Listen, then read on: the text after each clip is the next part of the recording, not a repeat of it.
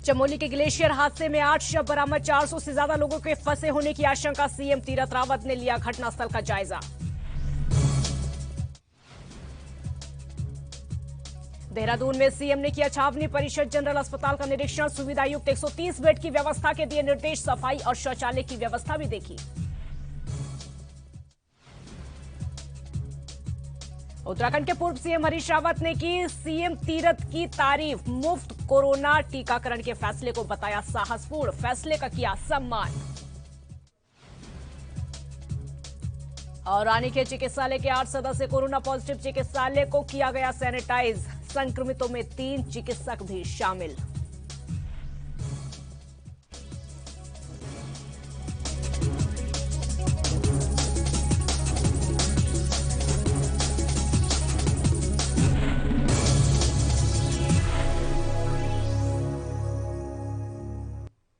नमस्कार, आप उत्तराखंड देख रहे हैं। मैं हूं आपके साथ काजल ठाकुर। चमोली में 2 महीने बाद फिर से ग्लेशियर टूटने की घटना सामने आई है। हालातों का जायजा लेने के लिए सीएम तीरथ रावत खुद घटनास्थल पर पहुंचे और आपको बता दें कि इस हादसे में तकरीबन 8 लोगों के शव अब तक बरामद हो चुके हैं और 6 लोगों की हालत गंभीर बताई जा रही है। इन सभी लोगों में ज्यादातर बीआरओ के जवान और मजदूर शामिल हैं। इनमें तकरीबन 400 लोगों के फंसे होने की आशंका जताई जा रही है। और आपको यह भी बता दें कि शुक्रवार को जोशीमठ के करीब सुमना इलाके में बॉर्डर रोड ऑर्गेनाइजेशन यानी बीआरओ और जीआरईएफ के 3 कैंप बर्फीले तूफान की चपेट में आ गए। इनमें से एक बीआरओ की कैंप साइट थी, जबकि 2 लेबरर कैंप थे। पिछले कुछ दिनों से जोशीमठ इलाके में हो रही बारिश और बर्फबारी के चलते ही बेहद ऊंचाई वाले इस इलाके में एक ग्लेशियर टूटकर इन कैंप पर जा गिरा। जानकारी के मुताबिक जोशीमठ, सुमना, मलारी, रिमखिम एक्सेस पर बीआरओ एक सड़क निर्माण कर रही है। इस निर्माण कार्य के लिए बीआरओ के जवान और मजदूर यहां मौजूद हैं। भारतीय सेना ने बयान जारी करके बताया है कि घटनास्थल से तकरीबन 3 किलोमीटर दूरी पर सेना का एक कैंप है। जैसे ही सेना को बीआरओ कैंप के एवलॉन्च की चपेट में आने की खबर मिली, वैसे ही रेस्क्यू ऑपरेशन शुरू कर दिया गया। ऑपरेशन में 291 मजदूरों को भी सुरक्षित बचाया गया है। और वहीं उत्तराखंड के चमोली में शुक्रवार को ग्लेशियर टूटने से हड़कंप मच गया, जिसके बाद मुख्यमंत्री तीरथ सिंह रावत ने नीति घाटी के सुमना का हवाई सर्वे किया है। हवाई सर्वे के बाद सीएम तीरथ ने कहा कि बीआरओ अभी काम पर लगी हुई है, लेकिन उनकी कनेक्टिविटी टूटी होने की स्थिति साफ नहीं हो पा रही है। मुख्यमंत्री ने बताया कि आसपास के गांव और मवेशियों को कोई नुकसान नहीं हुआ है, केवल सड़क मार्ग पर नुकसान हुआ है।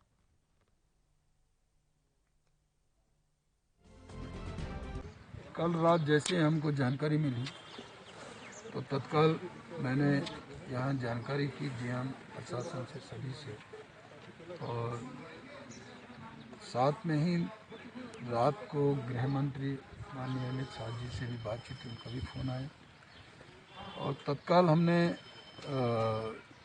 एनडीआरएफ और जिला प्रशासन पूरी तरह मुस्तैदी के साथ में तत्काल जुटा और साथ में ही माननीय अमित शाह जी गृह मंत्री जी ने कहा कि जो भी आवश्यकता हो हम तुरंत एक्शन ले रहे हैं और आईटीबीपी बीआरओ सभी आदमी को पूरी तरह सचेत किए। तेज़ी से रेस्क्यू हुआ है और आज सुबह ही मौसम जैसे साफ हुआ तो हम सीधे उस क्षेत्र में होकर के आ रहे हैं। आप पूरा देखा, वहाँ जगह जगह रोडें ध्वस्त हैं। बीआरओ अभी काम पे लगी है, लेकिन उनकी कनेक्टिविटी टूटी हुई है। बर्फ़ बहुत ज़्यादा गिरी, मुझे लगता है कि पहली बार इतना बर्फ़ का गिरना ये हमने देखा है। तो समय लगेगा अभी। देखिए अभी ऐसा कोई पता चला नहीं है, लेकिन मैंने कनेक्टिविटी पूरी तरह जगह जगह टूटी है, जैसे मैंने अभी देखा है। पर तो बर्फ़ बहुत ज़्यादा है और एक स्थान में नहीं, कई जगह आपका रोड ब्लॉक है बर्फ से। और देखें अभी ये क्लियर इसलिए नहीं बता सकते कि बीआरओ जगह जगह स्थान स्थान पे काम कर रही होगी और उनकी कनेक्टिविटी टूटी है, तो इसलिए वो अभी क्लियर नहीं कर सकते हैं कि कितने लोग थे, कितने हादसे हुए कि नहीं हुए, ये अभी कोई पता नहीं है। और उनसे भी, हमारे बीआरओ से भी लगातार संपर्क है, हमारा जिला प्रशासन डीएम सभी लगे हुए हैं और देखें, मुझे लगता है कि क्लियर हो जाएगा अभी जैसे जैसे रोड की जगह बढ़ी है।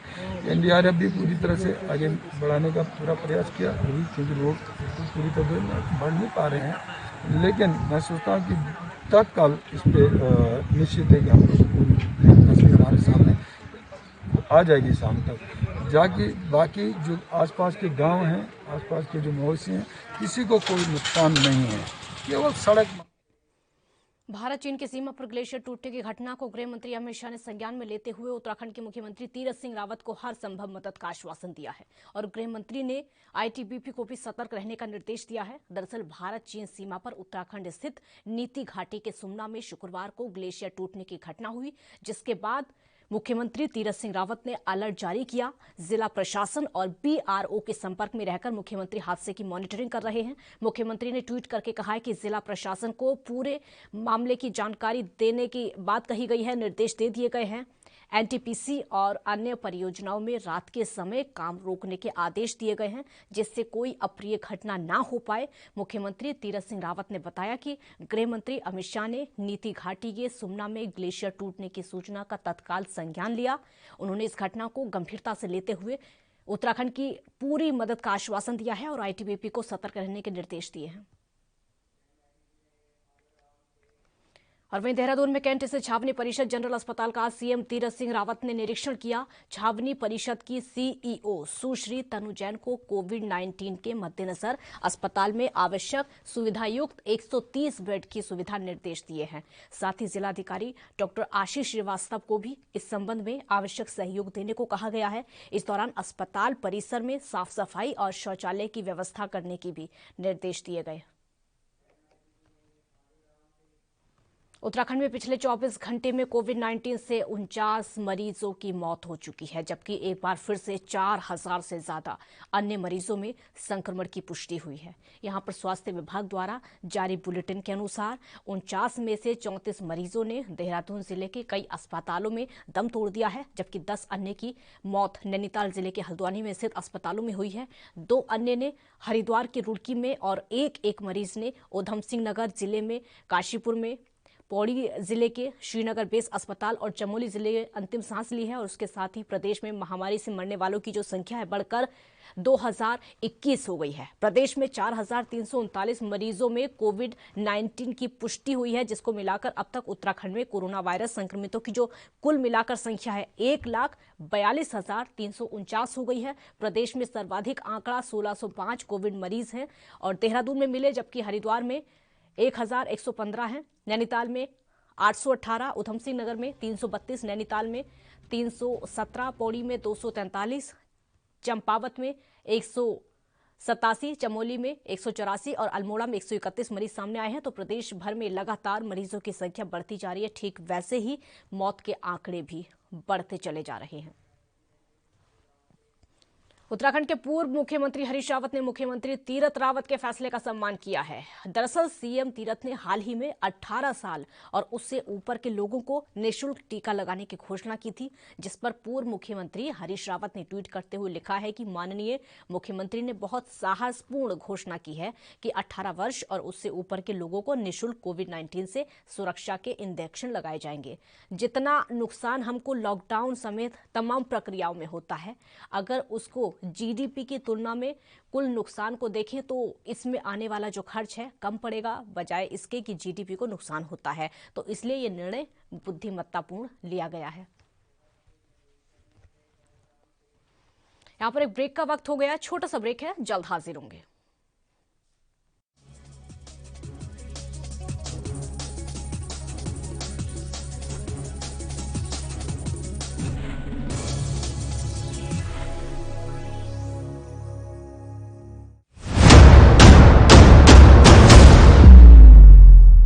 हक की बात दोपहर 12 बजे सिर्फ ANB न्यूज पर।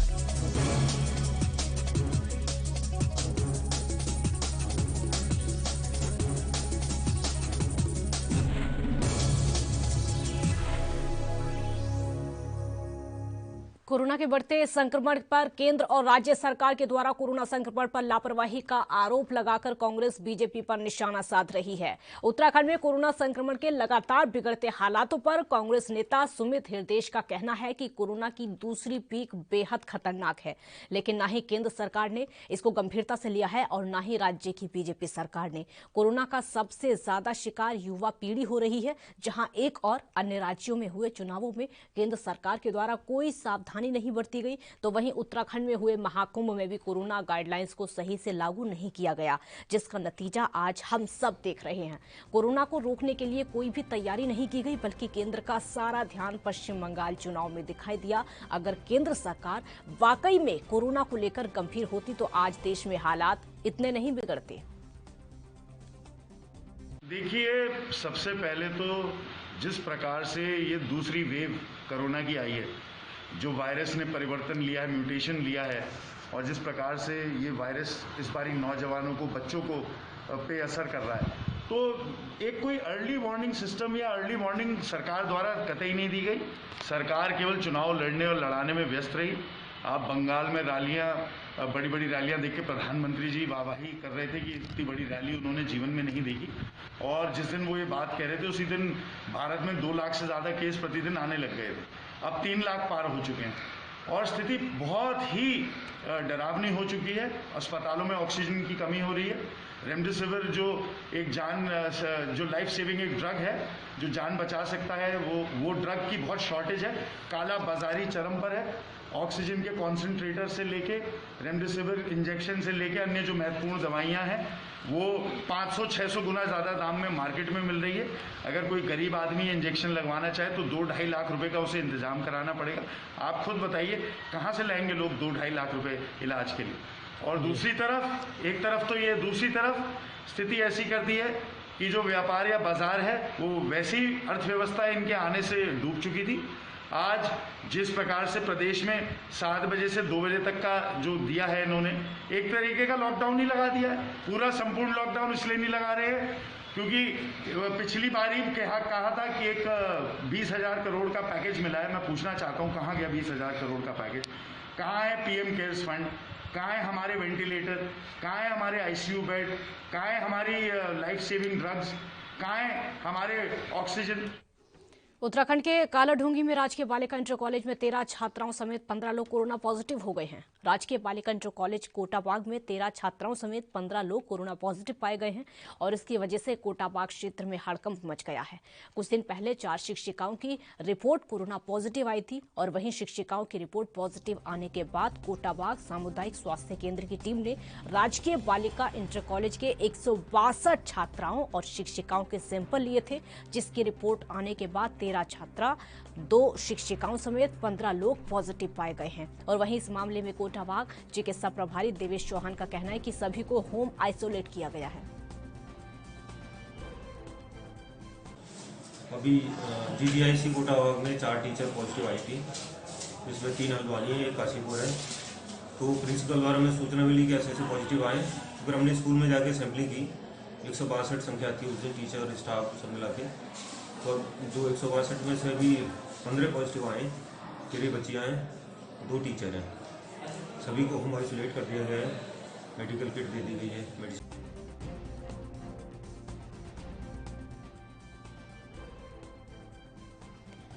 तो 13 छात्राओं समेत 15 लोग कोरोना पॉजिटिव पाए गए हैं। ये मामला पहला नहीं, इससे पहले भी कई बार ऐसा हो चुका है। पूरे क्षेत्र में हड़कंप मच गया इसकी वजह से, क्योंकि इंटर कॉलेज के अंदर छात्राओं का कोरोना पॉजिटिव पाया जाना मतलब सभी बच्चों को, सभी छात्र छात्राओं को इस समय खतरा और ज्यादा बढ़ गया है।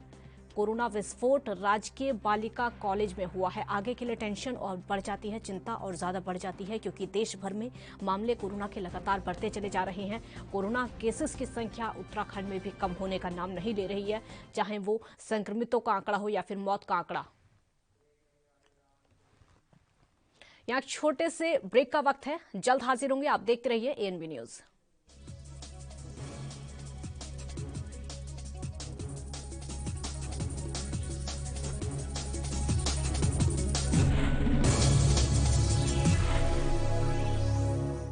क्या आप दुबले पतले कमजोर हैं? आपकी सेहत नहीं बनती, भूख कम लगती है, वजन नहीं बढ़ता। दरअसल मेन बात खाना पीना खाना नहीं है, मेन बात है खाया पिया लगना। और अगर खाया पिया लगेगा ही नहीं तो सेहत बनेगी कैसे? इसलिए हमारी संस्था सन्यासी आयुर्वेदा ने एक ऐसी दवा बनाई है जो कि आपके पाचन तंत्र को, आपके लीवर सिस्टम को ठीक करने का काम करती है, ताकि आप जो भी खाएं उसका पूरे का पूरा निचोड़ आपके शरीर को लगे, आपकी भूख बढ़े, खाया पिया सही से लगे, नया खून बने, हड्डियों में जान आए, वजन बढ़े, ताकत बढ़े, चेहरे पर नूर आए और आप मोटे तगड़े खूबसूरत पर्सनैलिटी के मालिक बन जाएं। यह दवा पूरी तरह से आयुर्वेदिक होती है। इसका शरीर पर कोई भी साइड इफेक्ट, कोई भी नुकसान या दुष्प्रभाव नहीं होता। लड़के लड़कियां दोनों इसका इस्तेमाल कर सकते हैं और पहले 15 दिन के अंदर ही आपको इसका असर महसूस हो जाएगा। सिर्फ 650 रुपए की पूरे 1 महीने की दवा होती है और आप इसे घर बैठे 01145454545 पर फोन करके दवा मंगवा सकते हैं।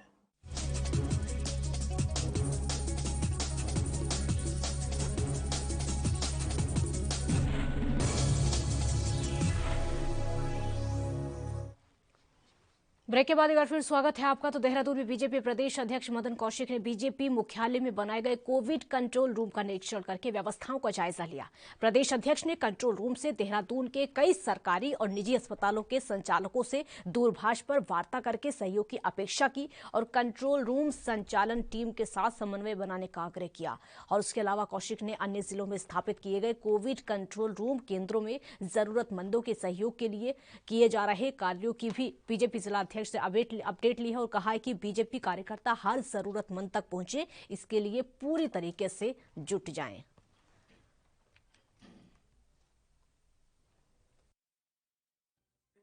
प्रदेश कार्यालय में जो कंट्रोल रूम है, मैंने उसका पूरा अवलोकन किया है, देखा है और मैं अपने 5 कार्यकर्ता जो लगे पड़े हैं और 5 बहुत ही मेहनत के साथ काम कर रहे हैं और जो मुझे बताया गया कि प्रत्येक दिन की जो क्वारी जो सैकड़ों की संख्या में आ रही है, उसमें से मैक्सिमम का समाधान हो जा रहा है।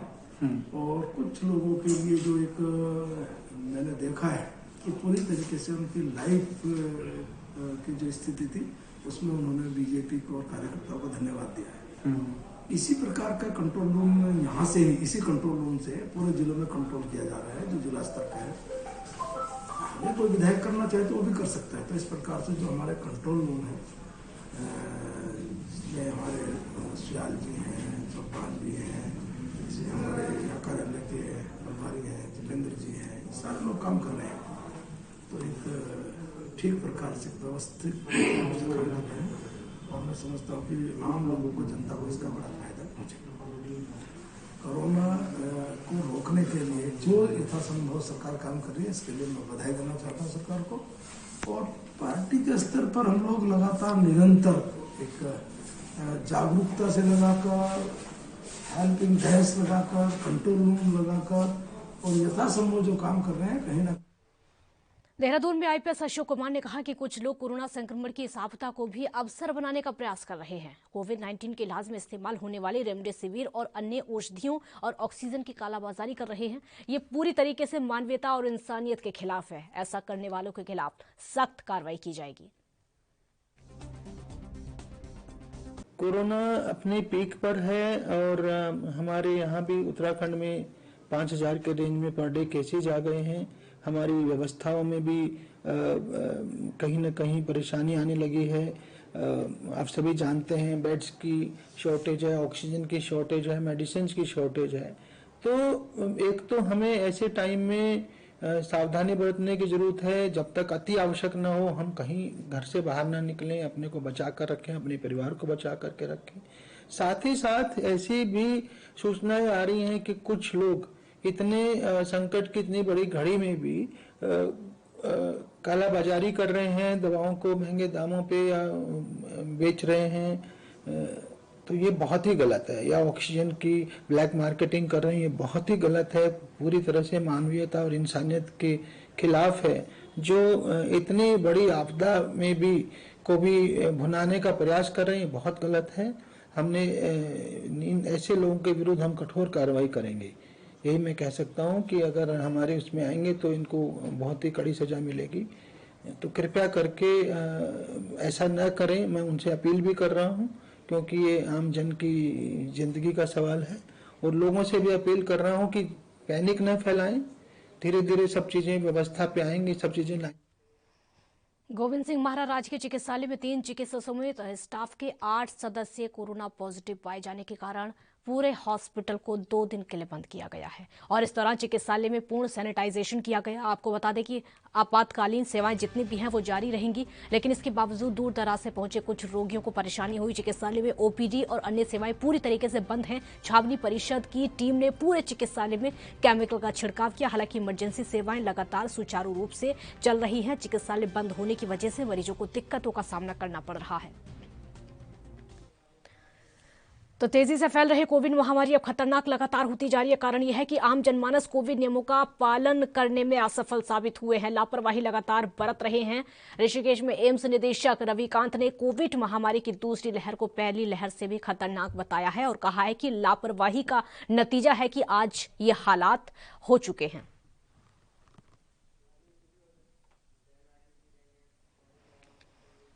उधम सिंह नगर के किच्छा तहसील क्षेत्र में स्थित सूरजमल आयुर्वेदिक अस्पताल में बने कोविड सेंटर का जिलाधिकारी रंजना राजगुरु ने जिला प्रशासन के साथ पहुंचकर निरीक्षण किया। सूरजमल आयुर्वेदिक अस्पताल में बने 400 बेड के कोविड सेंटर का निरीक्षण करते हुए उन्होंने कर्मचारियों को सभी सुविधाएं उपलब्ध कराने के निर्देश दिए और उसके बाद यूपी उत्तराखंड बॉर्डर पर बने चेक पोस्ट का निरीक्षण करते हुए पोस्ट पर मौजूद डॉक्टरों और पुलिस टीम का उत्साहवर्धन किया।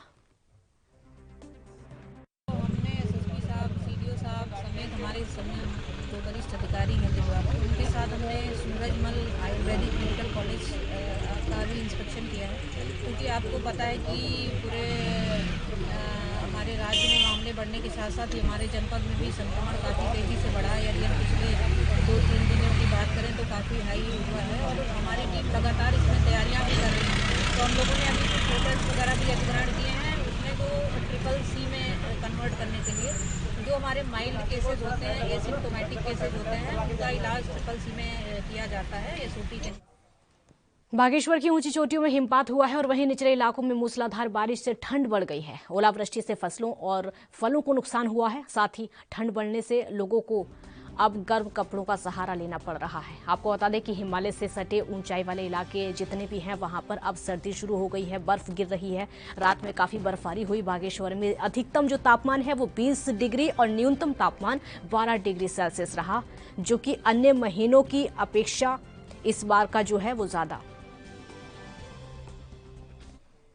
उत्तराखंड के लालकुआ में आसपास जितने भी आच्छादित क्षेत्र होने के कारण भीषण गर्मी के चलते आग लगने का सिलसिला खत्म होने का नाम नहीं ले रहा है। आए दिन वनों में आग लगने की घटनाएं होती रहती हैं, जो कि अब आम हो गई हैं। इस मामले में टांडा रेंज के वन क्षेत्र अधिकारी का कहना है कि इस मौसम में आग की घटनाएं बढ़ती जाती हैं, जिसको रोकने के लिए सभी कर्मचारियों की छुट्टियां रद्द करते हुए टांडा रेंज क्षेत्र में हाई अलर्ट जारी किया गया है। साथ ही पिछले दिनों आग की रोकथाम के लिए मॉक ड्रिल करके संवेदनशील क्षेत्रों में नजर बनाए रखने के निर्देश भी दिए और वहीं कर्मचारियों को आग की घटनाएं होने पर फायर सेफ्टी किट प्रयोग करने के निर्देश दिए, जिससे कर्मचारी सुरक्षित होकर घटनाओं पर अंकुश लगा सके। जैसे ये सीजन प्रोग्रेस कर रहा है, हम देख रहे हैं कि इस साल कुछ विगत वर्षों की तुलना में अधिक जो है हमें जो है इस तरीके के इंसिडेंट्स देखने में आ रहे हैं। न केवल टांडा रेंज में बल्कि पूरे राज्य भर में एक फायर को लेके, फॉरेस्ट फायर को लेके हाई अलर्ट की स्थिति बनी हुई है अभी। तो तमाम कर्मचारियों को भी हाई अलर्ट की स्थिति में रखा गया है। किसी की भी अभी जो है छोटे मोटे जरूरतों के लिए कोई भी वन विभाग के जो है अभी कर्मचारियों की सारी छुट्टियां रद्द कर दी गई हैं और साथ ही साथ जो ये इंश्योर किया जा रहा है कि राउंड द क्लॉक जो है 24 घंटे हम जो है अपने संवेदनशील क्षेत्रों में एक नजर बना के रखें। क्योंकि एक जहां पॉसिबिलिटी है, संभावना है कि एक बड़ी आग भड़क सकती है, उसको हम काउंटर फायर करके या फिर जो है कंट्रोल फायर करके और एक फायर ड्रिल के माध्यम से जो हम उसको कंट्रोल। रुड़की विधायक प्रदीप बत्रा ने फीता काटकर स्टेट हाईवे के निर्माण का शिलान्यास किया है। और आपको बता दें कि दिल्ली हरिद्वार बाईपास चालू होने के बाद शहरी क्षेत्रों से गुजरने वाले राष्ट्रीय राजमार्ग को स्टेट हाईवे घोषित कर दिया गया है। रुड़की के मंगलोर के समीप पेट्रोल पंप से लेकर कॉलेज ऑफ इंजीनियरिंग तक जाने वाले स्टेट हाईवे की हालत खस्ता बनी हुई है, जिसके कारण आए दिन लोगों को दुर्घटनाओं का सामना करना पड़ता है।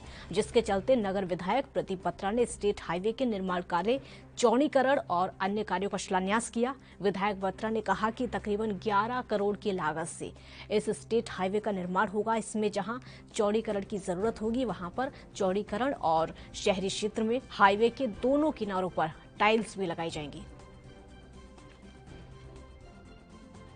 रुड़की से नेशनल हाईवे जाया करता था, अब रुड़की बाईपास बन चुका है, तो जो रुड़की के बीच में से रोड जाती थी ये स्टेट हाईवे के रूप में अब जाने जा रही है। और इसका बजट जो है नेशनल हाईवे ने दिया है। इसमें रोड का चौड़ीकरण होना है, रोड के साइड्स में टाइल्स लगनी है और बीच में डिवाइडर्स लगने हैं और पानी की निकासी का इंतजाम होना है। तो ये काम जो है आसफ नगर से लेकर और मोहनपुर तक होना है। 11 करोड़ का काम है। इसमें रोड ऐसी जो शहरवासियों के काम आए और सुंदर हो, अच्छी हो, क्योंकि हैवी ट्रक अब इसमें आने नहीं है। इसको ध्यान में रखते हुए सड़क बनाई जा रही है। रिलायंस पेट्रोल पंप से